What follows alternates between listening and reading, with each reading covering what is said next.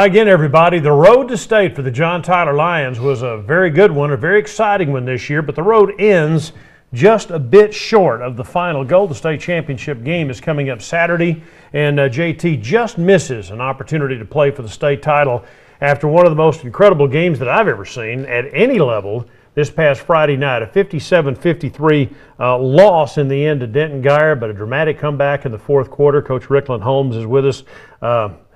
You played in a bunch of these good ones. You were at the Plano East game in 1994 as a freshman. That was an incredible football game. It was. I told the kids, when we was in the locker room after the game, I told them, hey, that's the way you go out. If you're going to go out in a playoff game of this caliber, you got to go out with a bang, and that's what they did. They went out swinging and fighting. I know that's still, though, the disappointment of just the raw emotion of the moment, and I was up in the press box calling the game on the radio, and it was pretty obvious. It was hard to take. They wanted that state championship so badly. Yeah, they did, and that was a part of our third goal, which was winning the state championship, and we came up short doing that. So now it's just time to let everybody know we're proud of what our kids did, especially our senior group. Especially the guys that played as sophomores. Going to the fourth round, going to the fifth round, then going to the fifth round again. Setting that goal, setting that standard up high, and something for these other kids to live up to. What's it like coaching a game like that? It's great.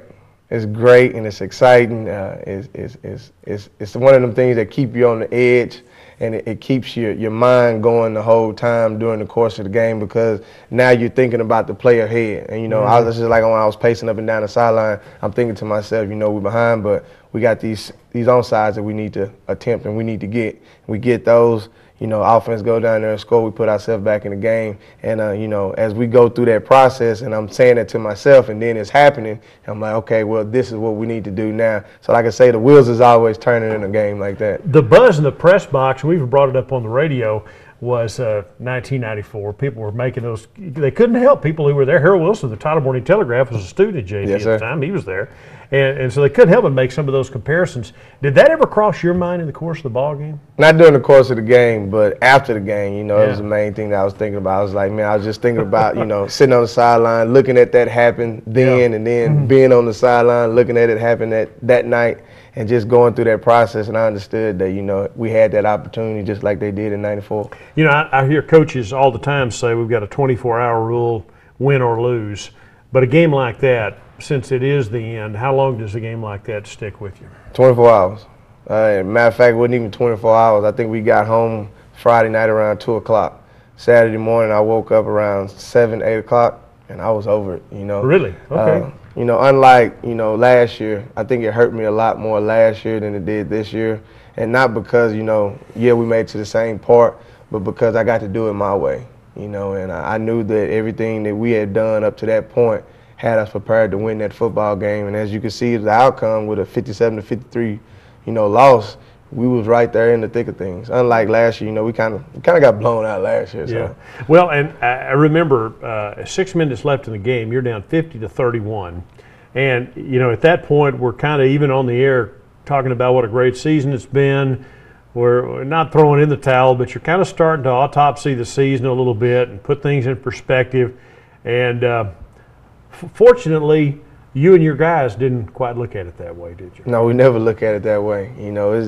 The truest statement is what's on our chest, Cujo. Yeah. Never quit, never die. And we've been living and dying by that all season long.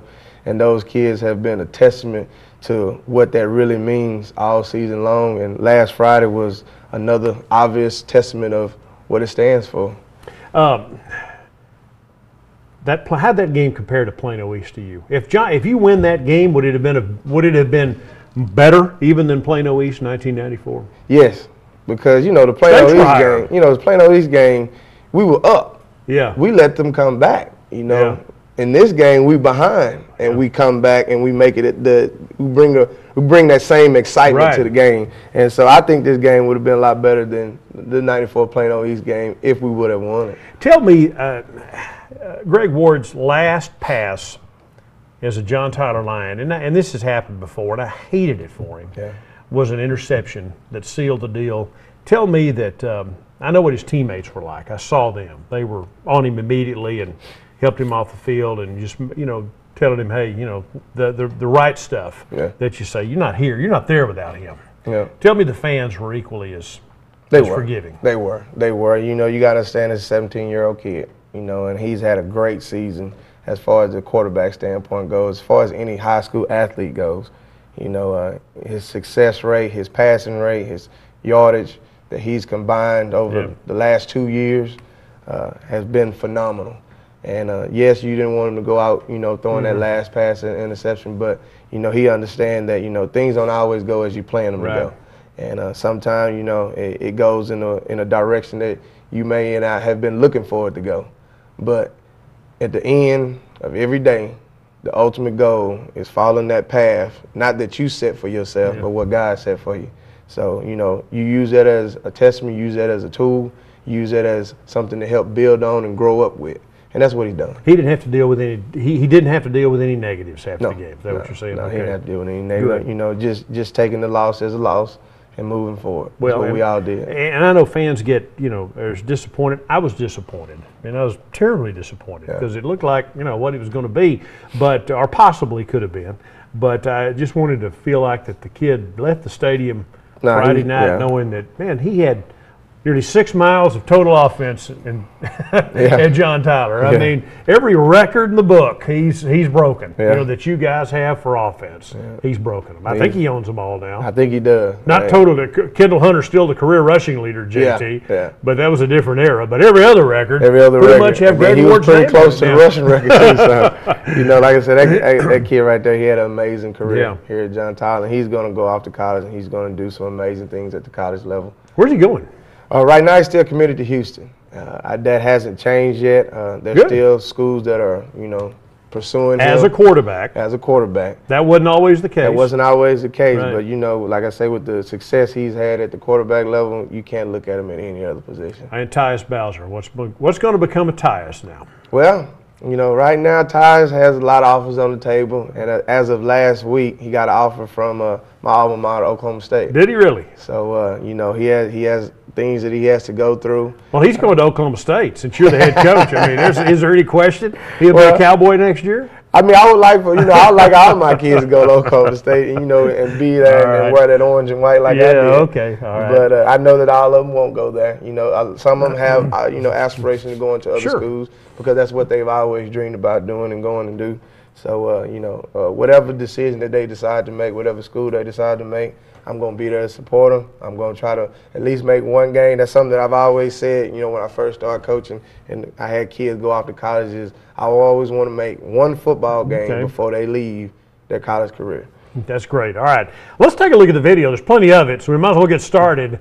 It was indeed an incredible game. Again, Guyer won 57-53, but the highlights from that ball game on Friday night are numerous. Here you are with the football and an early field goal try here. Yeah. This is our first 3 points that we put on the board. And, this is how you want to start the game. You want to start the game putting points on the board. We didn't go down there and put 7 on the board like we thought we were, but anytime you come up with something to do, hey, that's exactly what it's about. By the way, their quarterback, Gerard Hurd, was everything advertised too, wasn't he? He was, Coach. He was everything that was advertised and probably a little bit more. He done exactly what we knew he was going to do as far as running the ball, and we knew that, with him not being able to be as successful with passing the ball, that the things was going to happen. All right. You've got going to show the kickoff here.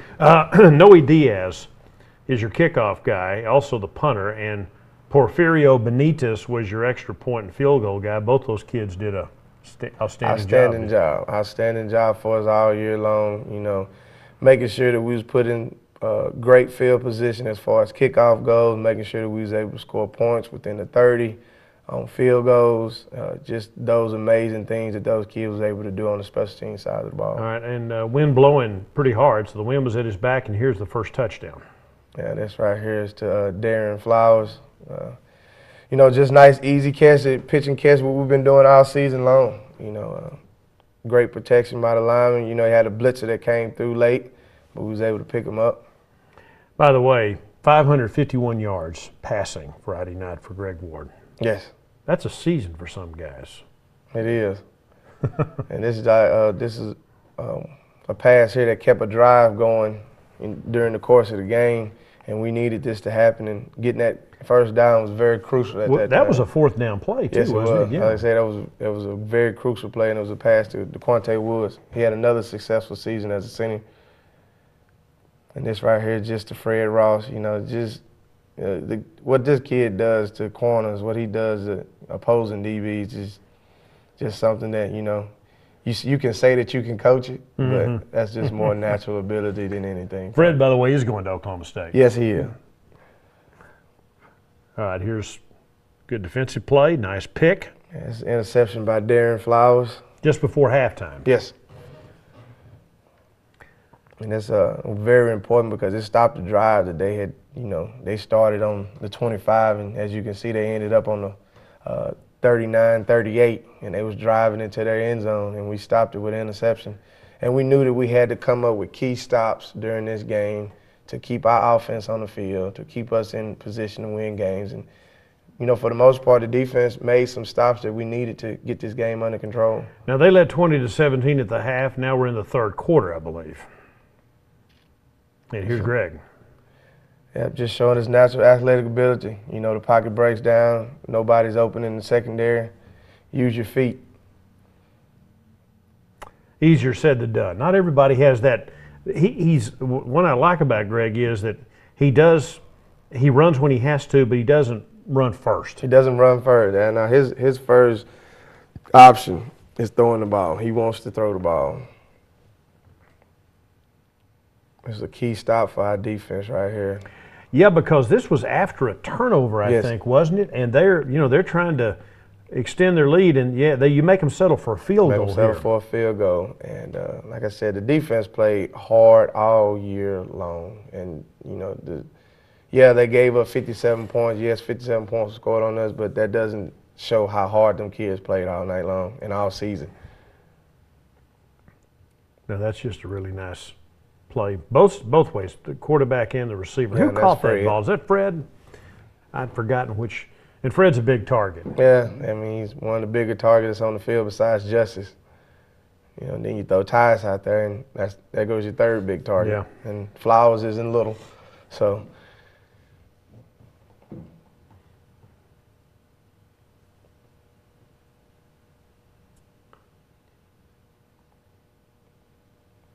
See, there you go. He's always looking to throw. Always looking downfield, and that's the sign of a true quarterback to me. A guy that wants to throw the ball, because that's the quarterback job. The quarterback job is to throw the ball, you know. And he does an amazing job at it. And like I said, he's going to continue to do an amazing job at it, whatever school he decides he wants to go to.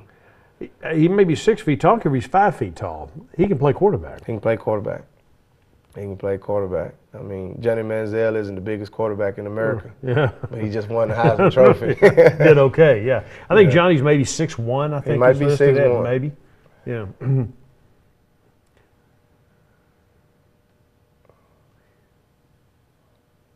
That was a nice slant route there. Yeah, Darren Flowers. That M on the field is for Midlothian, where you were on Friday night. There's a very nice rollout. Yep. And again, to be able to throw with that much mustard on the ball, rolling out, under pressure, there you go. In the wind. In the wind, yeah. Yeah. I like Midlothian Stadium for the design that they have of it, you know, with the tunnel coming down the hill. And slant pass there, all right. Now I think we're going to see a Greg Ward touchdown run here. Yes. He's going to slid his little way right there down the sideline. Make sure you touch the pylon. And it's one of them plays, you know, you could say that you designed it this way, but you didn't. There were 63 points scored in the fourth quarter of this game, and those were the first points. Yeah. And one of the wildest fourth quarters you'll ever want to see. Yes, sir. Very, very exciting. They've taken a 19-point lead, and you come right back. And this is to Justice Liggins' touchdown play, which he made another amazing play on an interception that caused us to get the ball back. they returned it back deep into their area to score. And he came from behind and knocked it out, and we recovered that ball and got the ball back. Actually went down and scored after that series that happened. All right, they up 19, but then they score again to go up 19, right? Yes.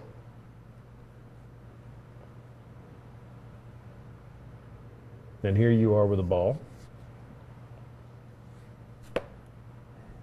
And just working our magic down the field, offense doing what offense need to do.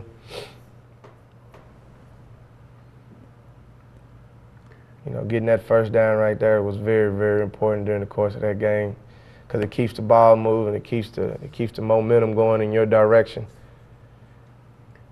All right, here's a touchdown. It's going to DeQuante Woods. Yeah. Making that one foot stick to get in the end zone. That makes it 50-38, right? I believe so, I believe that's right. Okay, so you're down by 12, and there's under 6 minutes left to play in the game.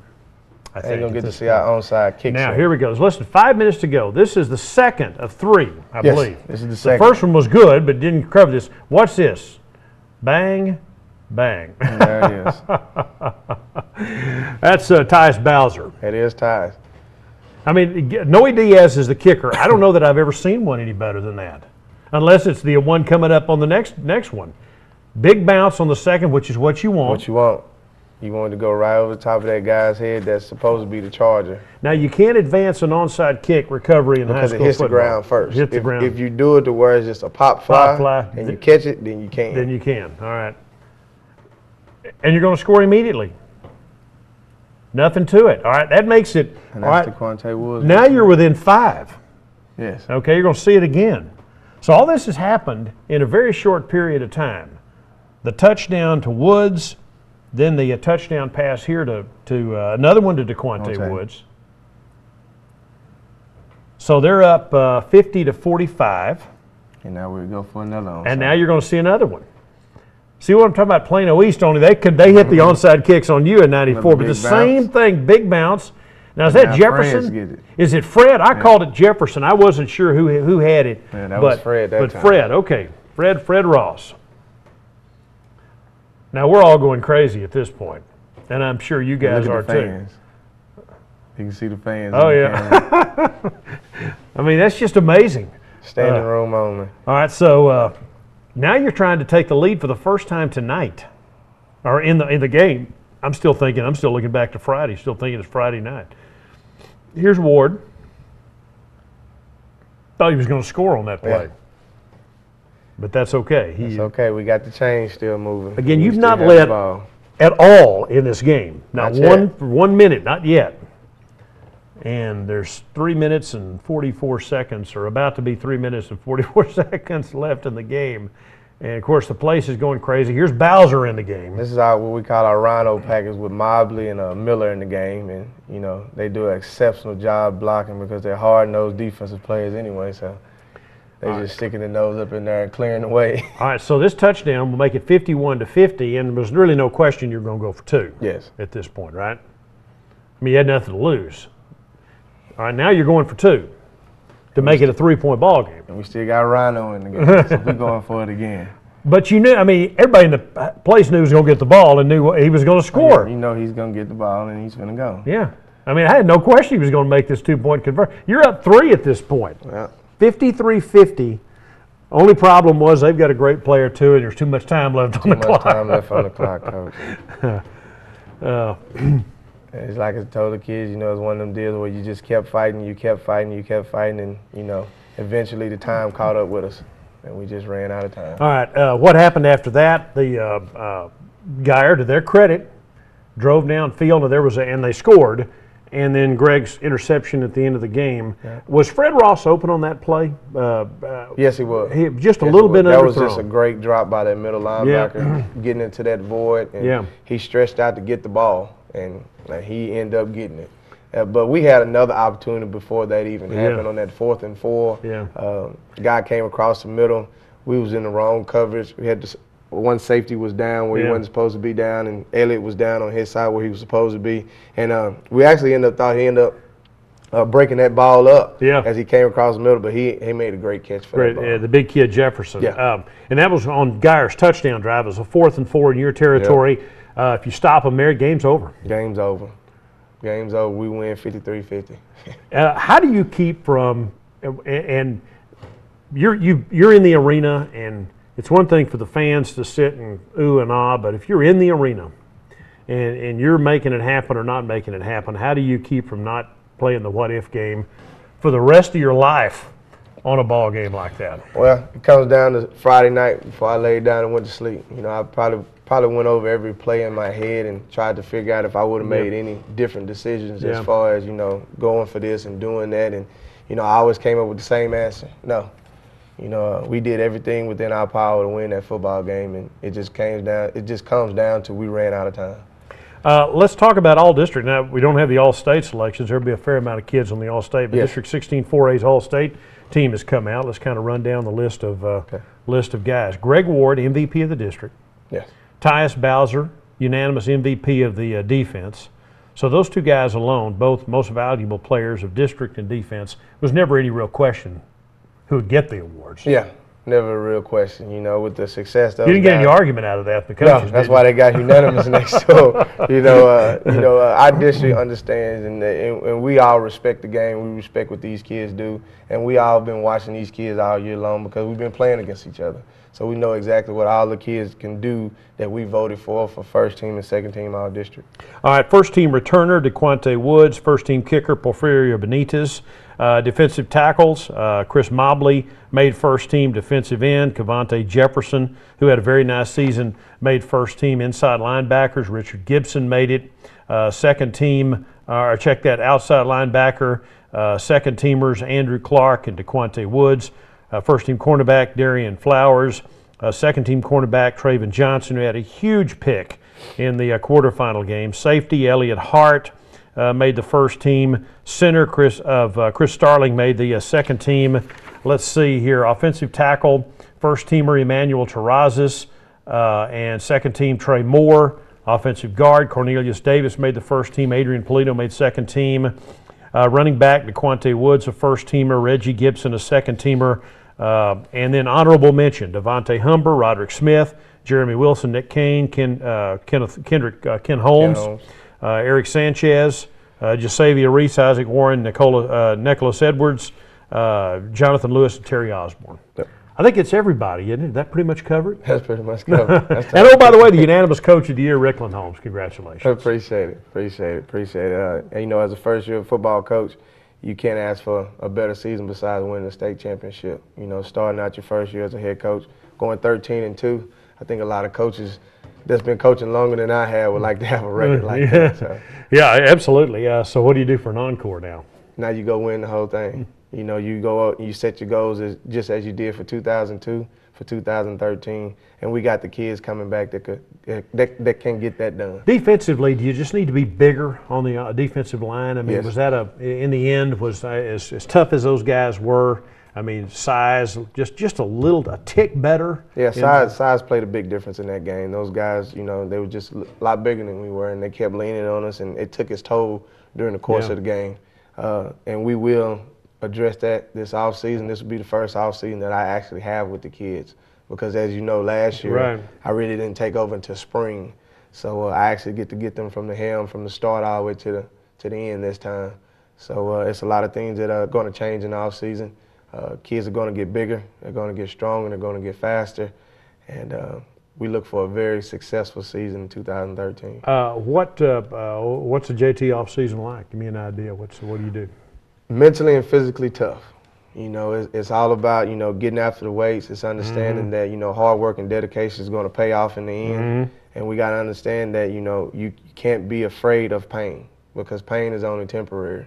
And this off-season is only temporary because it has to lead into a good spring, and a spring has to lead into a good summer, and a summer has to lead into a good season.